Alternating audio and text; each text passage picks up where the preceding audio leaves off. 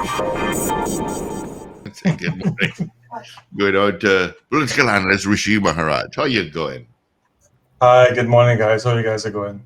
Not bad at all. Thank you for joining us. Not a problem. Well, All right. I guess, Mr. Maharaj, you have a lot to deal with lately, especially with the shenanigans within the United National Congress and the 5 dissidents that have basically taken on the leadership of the United National Congress. What is your original opinion on that? Well, any organization, you need to have, no organization works fluidly. Let's start with that. There's always discontent in any kind of organization, and a political party is no different than any kind of organization. The only difference is that it's obviously the impact the party has on the wider population as a whole. So I think it all depends now on what mechanisms you have in place to be able to address those dissent, because obviously people have different views, different issues that they want to deal with. There's always power plays in any type of organization. And so what we see in the UNC is no different from what happens normally, but it seems to happen more often than not, as opposed to the other major political party in the country, which is the PNM. And it seems that they've never really fully found a way to be able to manage people's dissenting views and a way to have it debated and dealt with internally without having it to come out in the public domain and then hamper whatever expectations or whatever things that the party wants to achieve. But do you see this as a power play as opposed to a realization that the current leadership cannot put their party back into governance? It's both. It's both a power play and a realization. I think people may have there are certain segment in the party that have realized that with the current leadership, the chances of probably winning the next year elections are very marginal or slim, if possible. And so there's that expectation because they've lost a series of elections over the period of time coming up to this. But there's also a power play because I'm sure there are always people, as political leaders get old and they begin to age, and the writings on the wall that eventually they may not be there forever. People are now jostling for positions within the party to determine who will take up the mantle of leadership. And again, it's no different from what we've seen in the UNC in time gone past with Mr. Pandey when he was there. And not wanting to, there was a popular leader people were gravitating towards, which I believe was Winston Ducaran, and he didn't see it as fit to be able to pass on or put things in place to pass on leadership to him, and then that caused fragmentation. We had the COP coming out of it, and then there was a election campaign where now Ms. Bisessa came up as the apparent person to challenge Pandey when many thought that he was unchallengeable in the UNC. And he lost, and what we see now is just history repeating itself. Do you think you spoke about the track record? Good morning, Rishi, by the way. Sorry about that. Do you think that anything enough has changed? It's on public record now that under Mrs. Passa's leadership, the UNC has lost 2 consecutive national elections. And we have another one looming in 2025. Do you think enough has changed within the UNC? And also the additional factor of the governance of the PNM to elicit a change in that trend?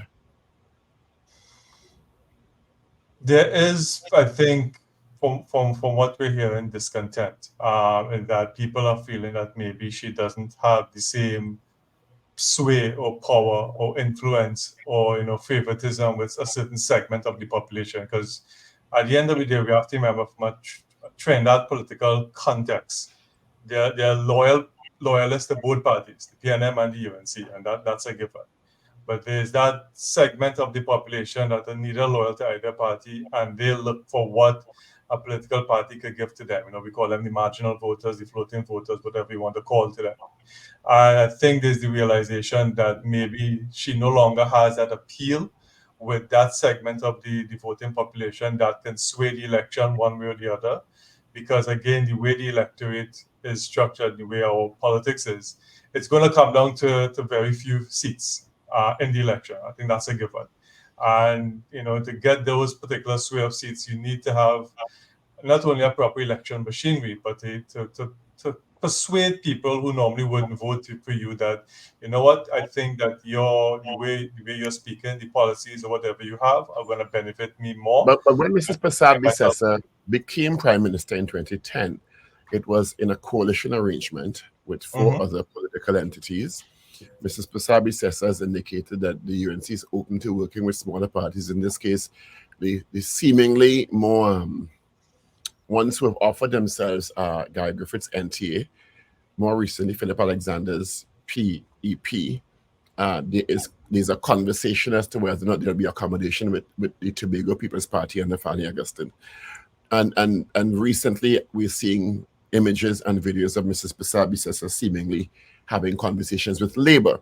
Do you think the scenario of 2010 can repeat itself? I mean, it's not the same time, and this will be 10 years on or 10 years plus on since that. Is that sort of approach the vehicle for Mrs. Pasabi Sessa, or our time is too radically different now? I think the times are radically different now than it was then. You remember the context of 2010, and you can't talk about 2010 without the context of 2007 and the COP.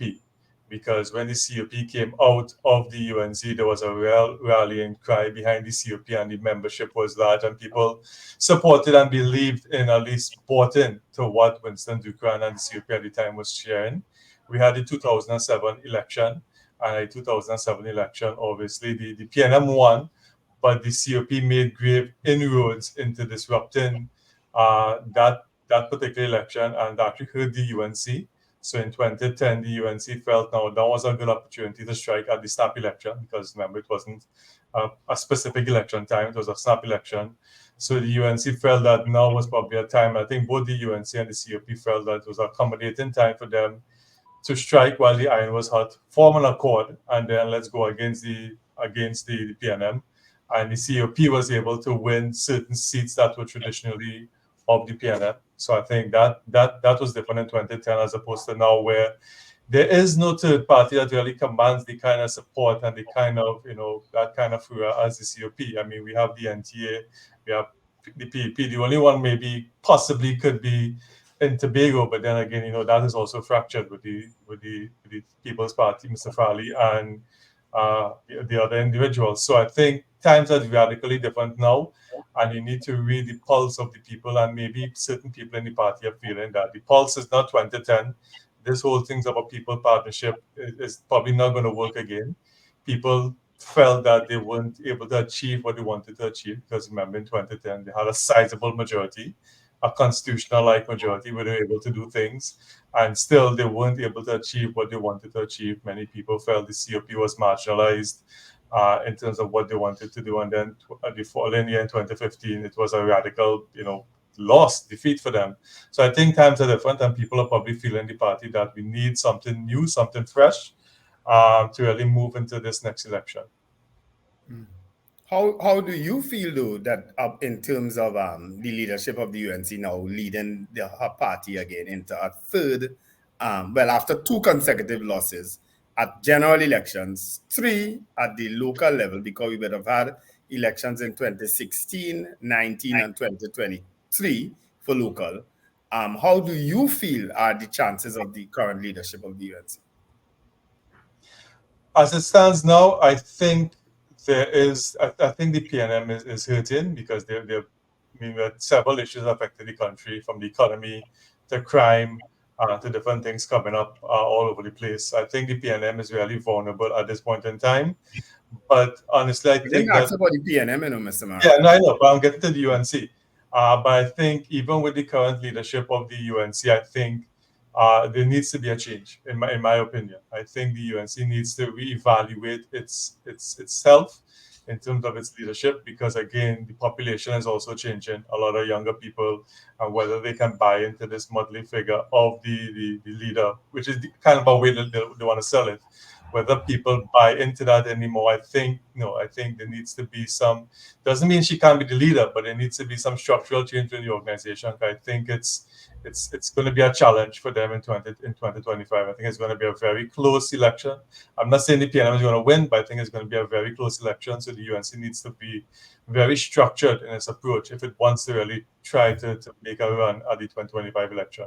I want to point out, one second, one more question, Paul. I want to point out one particular seat and one particular candidate that has already been, how I should put into the field.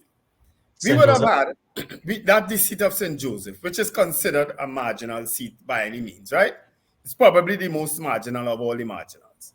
Now, it's been represented, in my humble opinion, admirably by the current MP, but he seems to have been signaling his way out. However, Gary Griffith has thrown his hat into the ring in St. Joseph.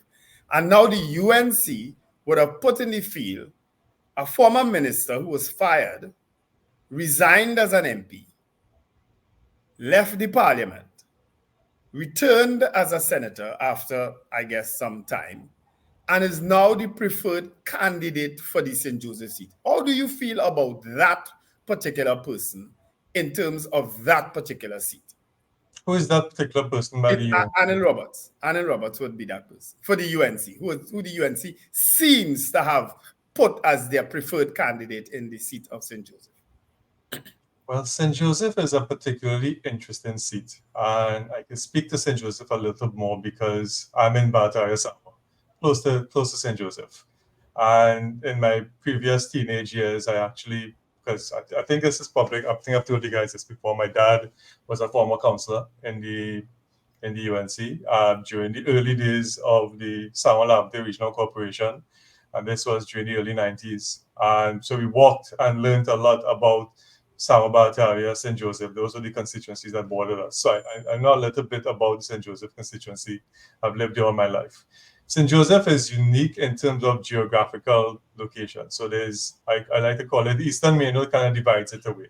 There's the Southeastern Main Road, which is the Arangwes, over the highway, Bamboo side, very loyal, very strong for the UNC. And then there's the other side of the main road going up that is very strong for the PNM. So each have their pockets of area.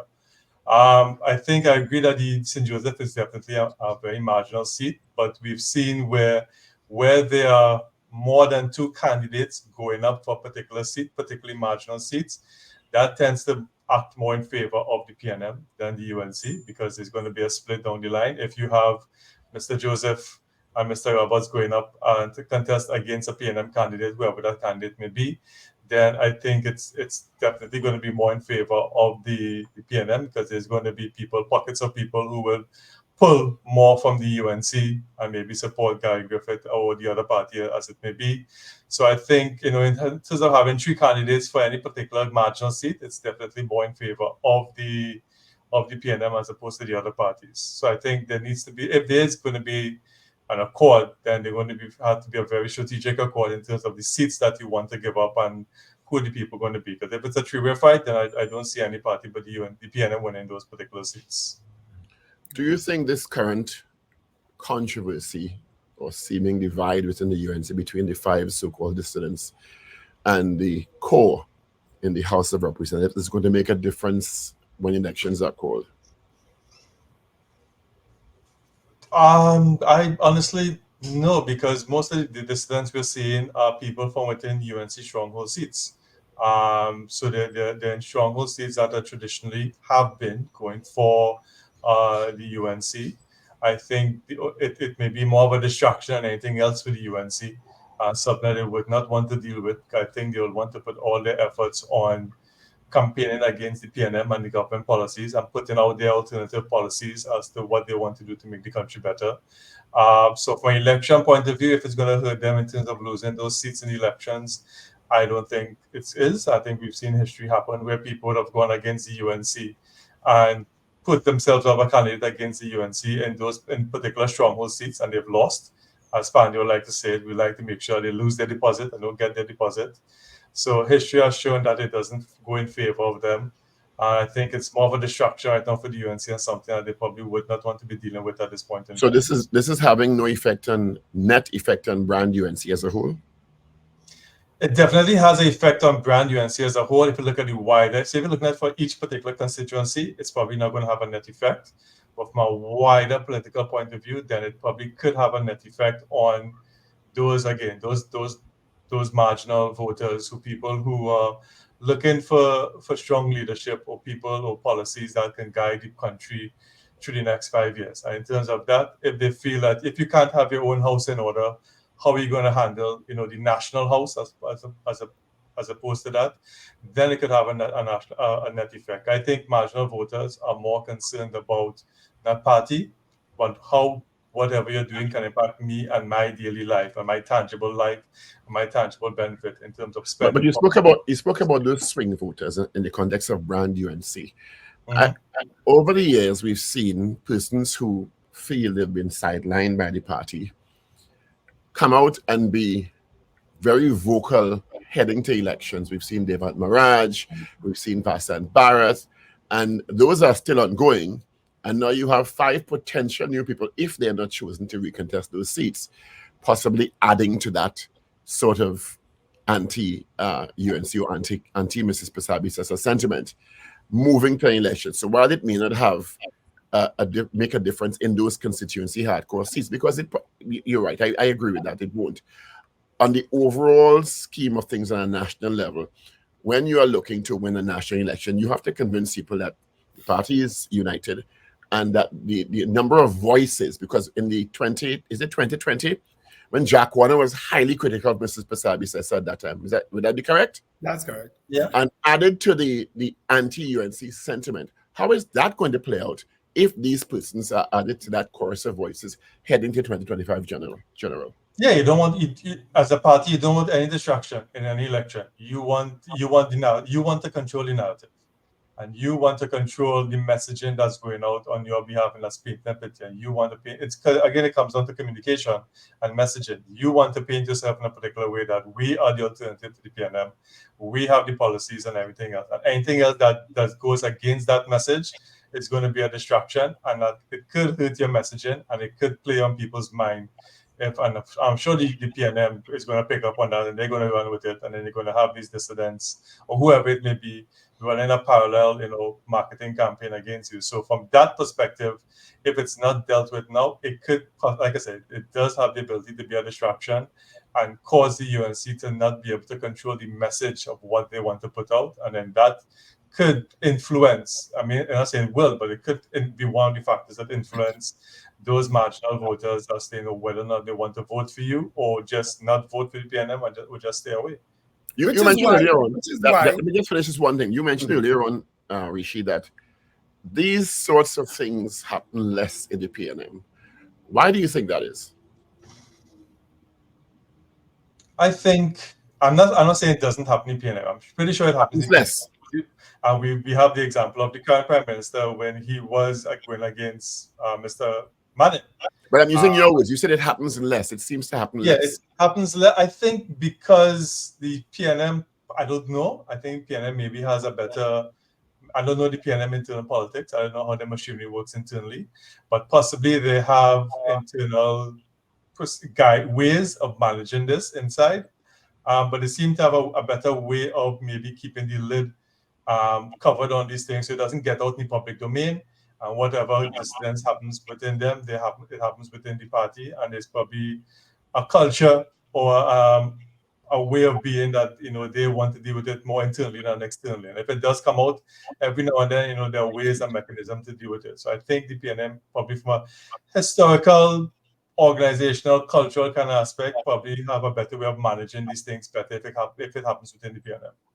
Well, the PNM is a proper party with a proper structure. I'll leave it there for now. But Mr. Maharaj, why wouldn't Mrs. Kamala Pasabi-Sessa call an internal elections? Because I don't know that she has anything to fear, or is it that she has something to fear? Because most of these people their call is for internal party elections, which is due, I think, in June this year. Why would there be a resistance to call in such an election? Maybe she knows something that we don't know. Maybe there is internally within the rank and file of the party uh, a non-appreciation for her to continue as leader. And she probably feels that if the collective election out, there may be, she may not have the power or the stronghold to be able to resist somebody challenging her. That's possibly one. Two is that coming up to a general election, she probably feels it's better now for the party to just focus itself on the general election and then deal with internal party relationships afterwards. I'm sure there's a myriad of ways that she is probably thinking about, or the party is thinking about why not wanting to have the election now. Although, like you said, it's from their constitution, it seems to be due in June of this year. That's what you said, correct? Yes, yes. Yeah. So I'm thinking it may be, again, like I said, it possibly is that maybe she knows something that we don't know within internally that may not have her seen being as strong a leadership in the party as not, or again, she doesn't want to have the distraction and just focus purely on 2025. But if that is correct, if that assumption is correct, that she has more to fear and stuff like that, or she has cocoa in the sun, as we would say, this in itself, this back and forth between the five and the party does not paint a good picture of unity for the UNC facing an election in 2025, even though there are certain challenges that the PNM may face from what is happening in the country with crime, etc. They are still more united optically as a party than the UNC, and ultimately voters want some level of unity and strength.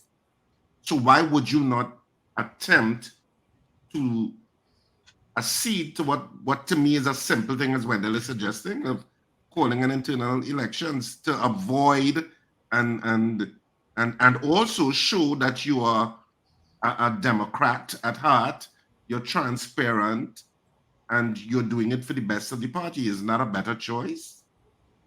Seems it ticks all the boxes to be the best choice to show that everything that you just mentioned there. I think at the end of the day, only the party and only the leader can determine, the leader at the end of the day has the power to decide, the approach that they want to take, elections that they want to have and everything else. So unless there's a fear, again, that we don't know about, that's happening internally inside the party that is causing her not to want to have this election.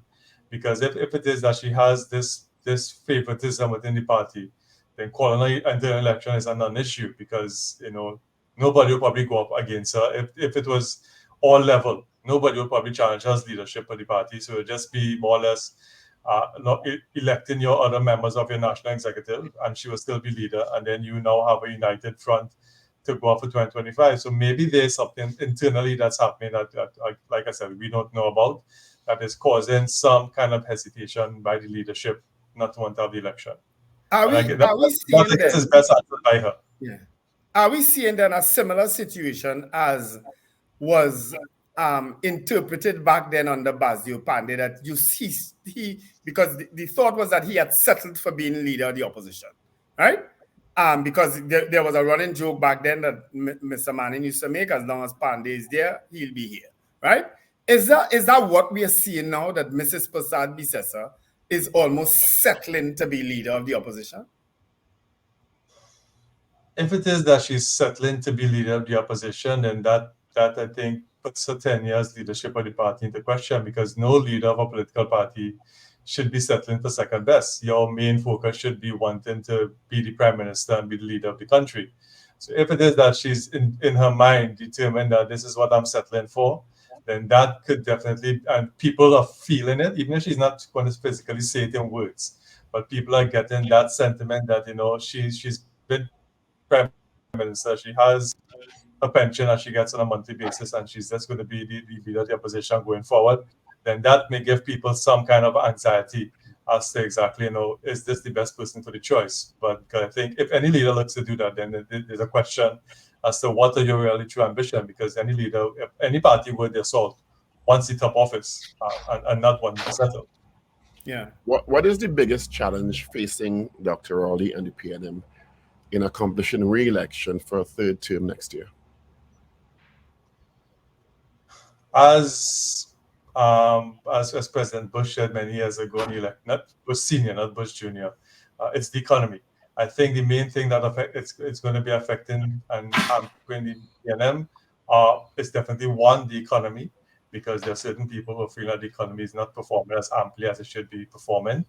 Then obviously, again, we always come back to crime in terms of the handling of crime and people's perception. Even if the government is saying that they're doing certain things, the perception that people have of not feeling safe within the country as a whole is another thing. I think those are the two major drivers that are going to really affect and hamper the PNM community next election. And getting a handle on those things are going to be really critical for them to paint a picture of, we're doing and we're trying and we're putting things in place to create that perception that, we're doing the best we can given what we have and the resources. I think those are two critical factors that are going to hamper them and pose a challenge in the upcoming election for sure. What about the issue of Dr. Rowley himself leading a PNM party back into an election, even though he may have hinted before that he will not? What are your thoughts on that? Yeah, I think was it the last election he said that this would have been his last hurrah and he would have been, no longer, he wouldn't be contested in 2025. Obviously, elections are right around the corner. It's a couple months before a year it's due in August of next year. I think that if he hasn't made the change now or put things in place now to get somebody else, then I think that's not going to happen.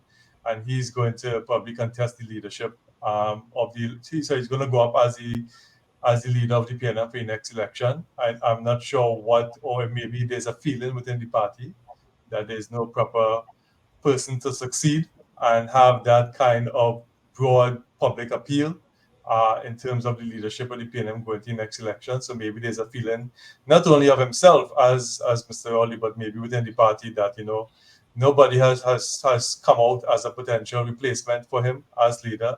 And as such, we think that, it's better to go within him at the next election because, again, the UNC, and maybe, again, what's going on in the UNC may impact it because the UNC still has Ms. Bissessel, so there's nobody coming out of that party to shine and challenge and could be a potential challenger and detriment to the PNM. So we feel if it's going to be a straight horse race between the PNM under Rowley's leadership and the UNC under Kamala Bissessel. Is that what you think is going to happen? Is that what you think is going to happen? Or do you think that Dr. Rowley might demit office? And if he's going to demit office, and you were just speculating that people may not see in the party, do you see, as a political analyst, anybody in the party that you think that can lead the People's National Movement? I think there have been some shining people within the party as of late that could have leadership potential. I know there's always been talk of Penelope Beckles, MP for Rima, as a potential successor and candidate. The PNM has never really had a female leader, so that's always an interesting one. I think she has shown, being out of the party and then coming back into the party.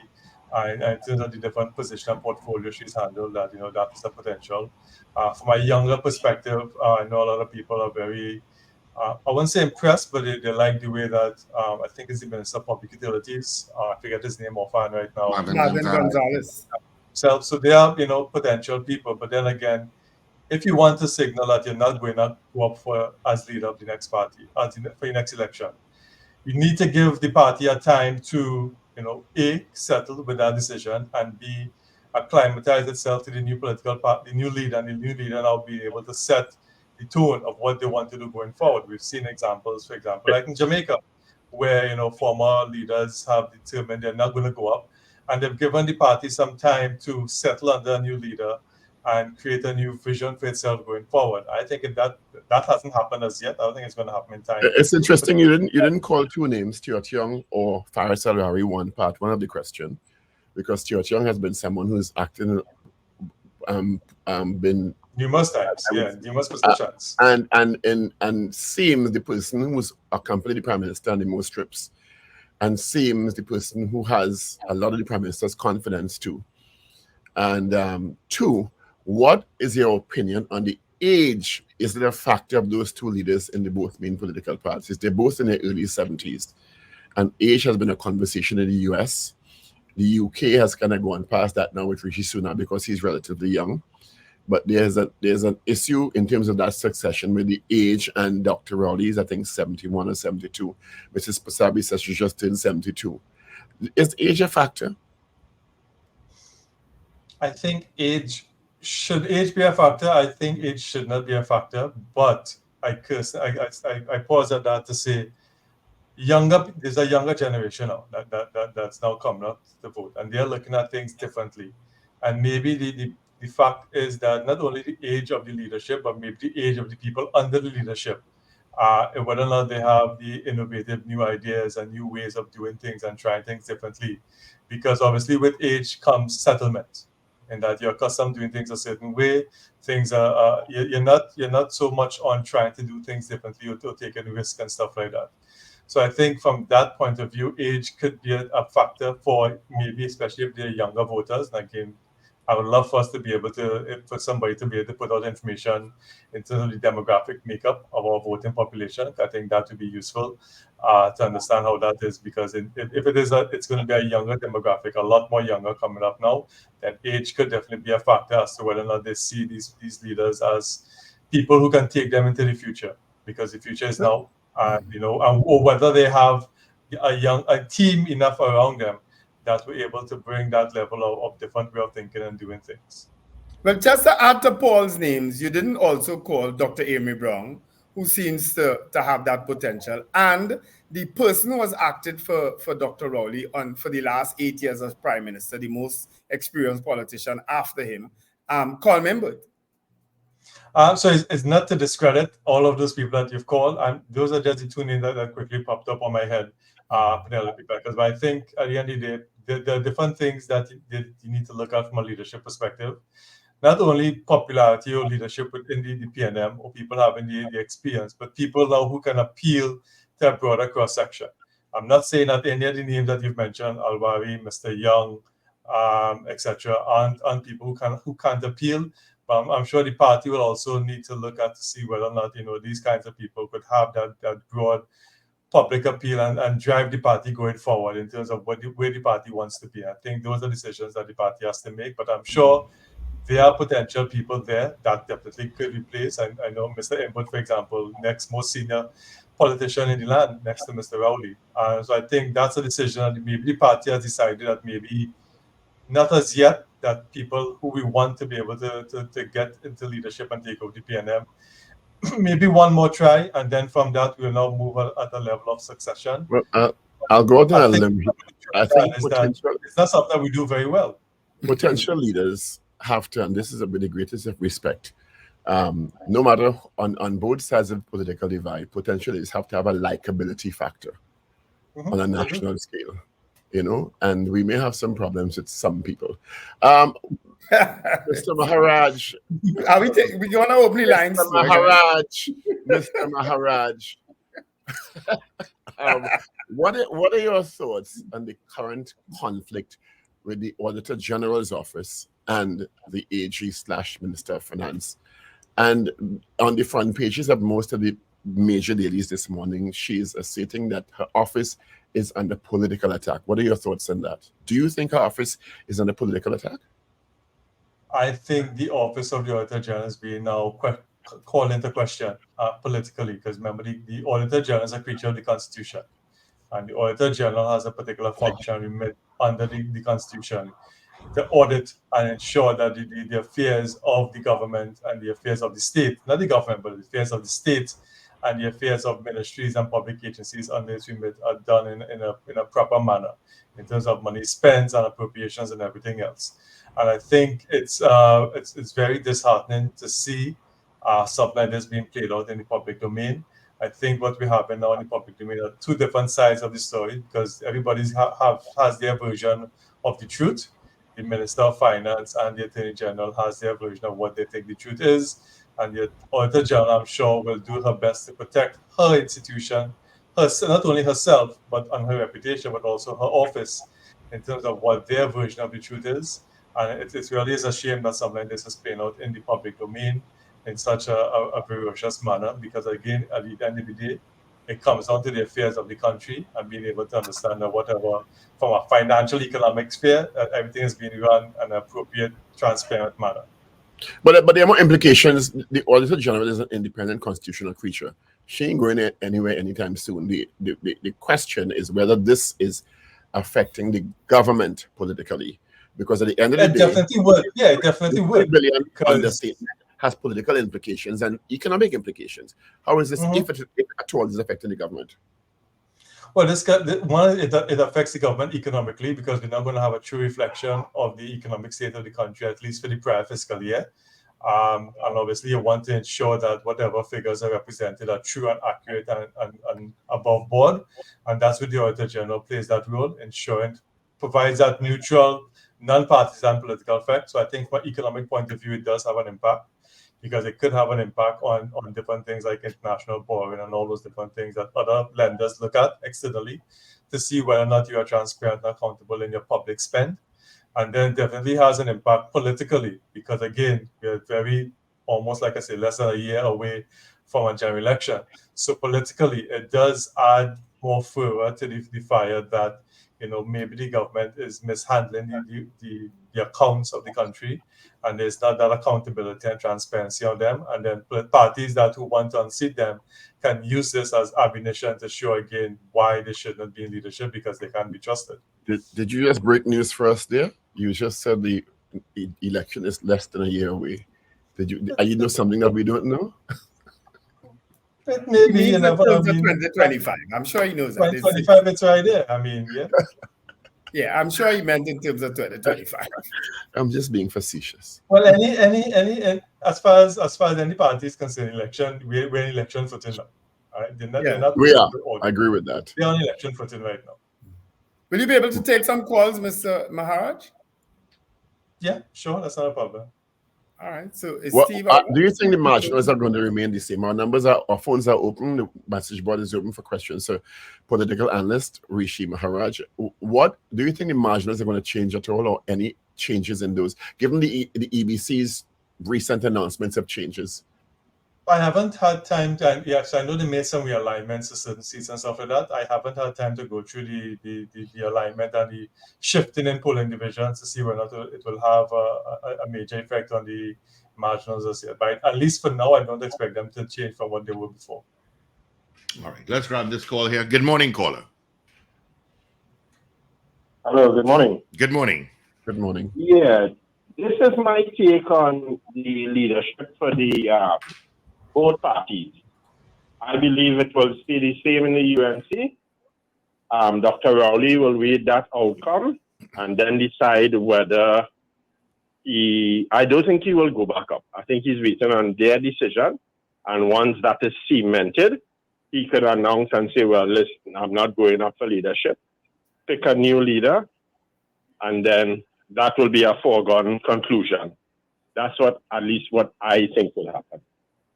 All right. All right. Thank you so much. So good morning. I think he's waiting to see what's happening in the leadership of the UNC. All right. Good morning, caller.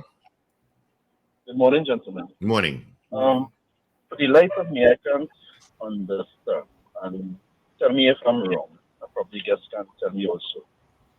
That with regard to the Auditor General and the Minister of Finance and the Attorney General, the interaction between those parties only arise after the public officers of the Ministry of the Treasury Department, BIR, and I believe Central Bank, I believe 3 entities, senior public officials, efforts were made in terms of communicating with the Auditor General.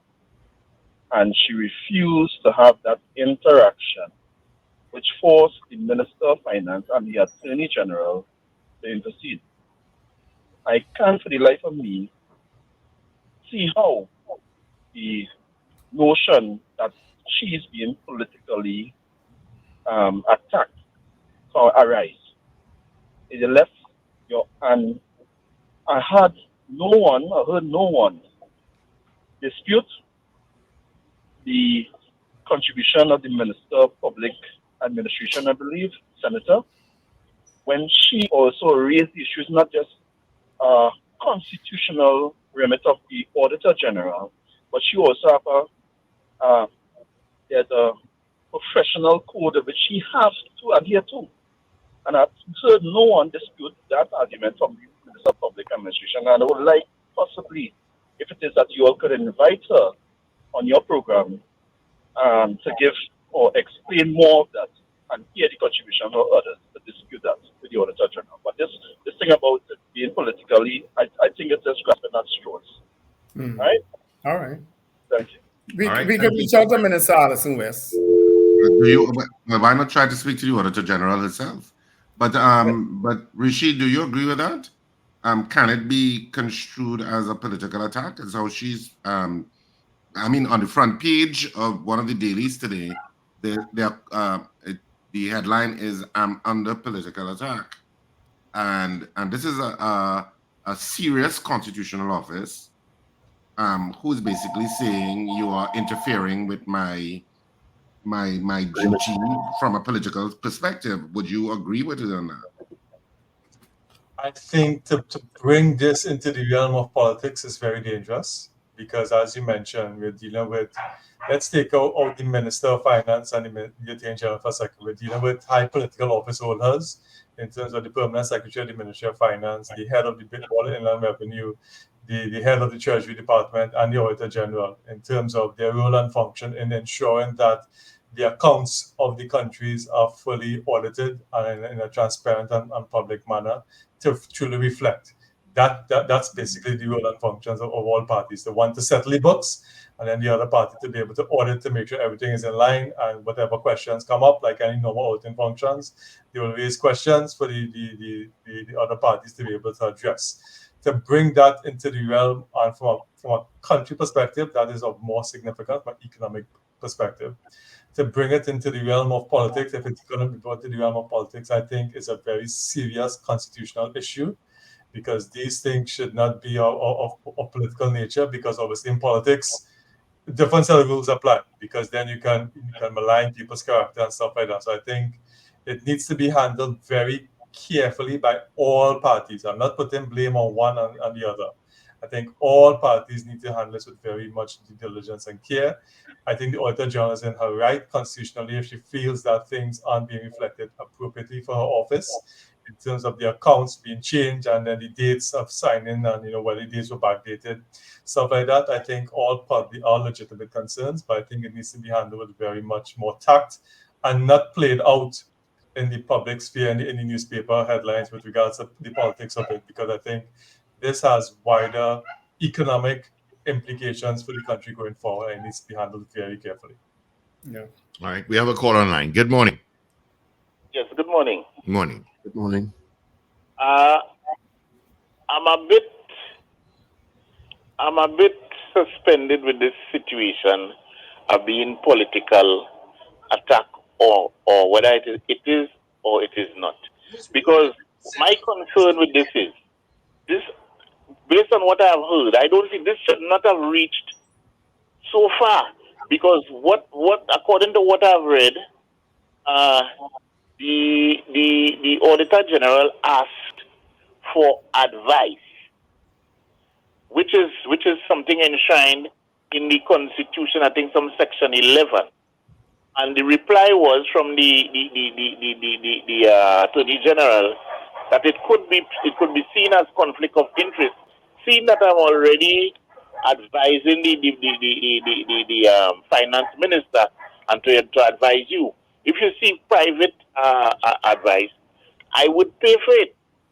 Now, I think it's a hyperbolic approach, so to speak, for if it is true that the minister went ahead and sent a pre-action protocol letter at that stage of the situation, because that is litigation, and it didn't have to start, didn't have to go, because I think he asked for that.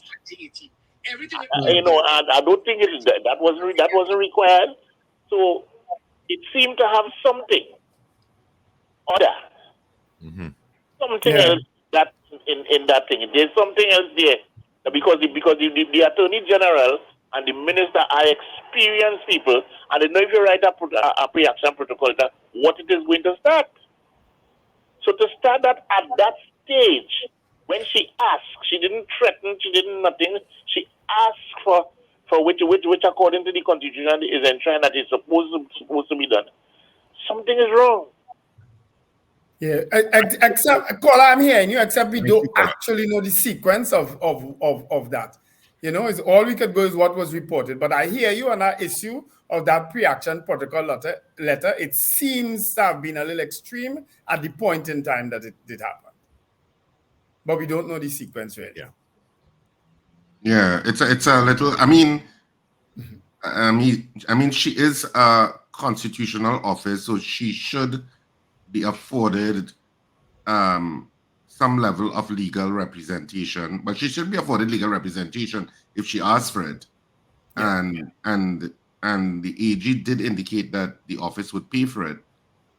So I know in one of the headlines today, the headline says, well, not the headline, part of the sub-headline to the headline was wants AG to pay for her independent counsel. But I thought he had already said that. So I'm not so sure if that's just the media house being a little sensational. Probably. Or if there was another issue that we don't know about, where the state is refusing to pay.